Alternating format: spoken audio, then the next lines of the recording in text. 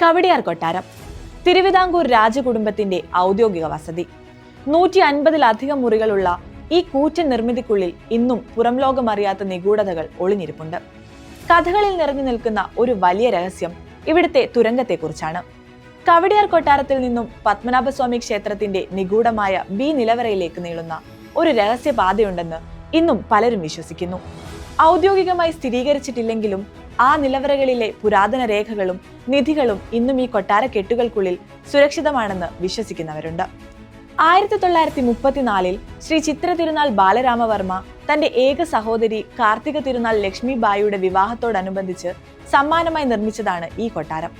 പൂർണ്ണമായും വെട്ടുകല്ലുകൊണ്ട് നിർമ്മിച്ച 3 നില കെട്ടിടം, 150-ലധികം മുറികൾ, മനോഹരമായി കൊത്തിയെടുത്ത മരത്തിന്റെ ലിഫ്റ്റ്, 6 ഗംഭീര സ്തൂപങ്ങൾ എന്നിവയാണ് പ്രധാന പ്രത്യേകതകൾ. കൊട്ടാരത്തിലെ ഓരോ തൂണിനും ഓരോ ചുമരിനും പറയാൻ പതിറ്റാണ്ടുകളുടെ ചരിത്രമുണ്ട്.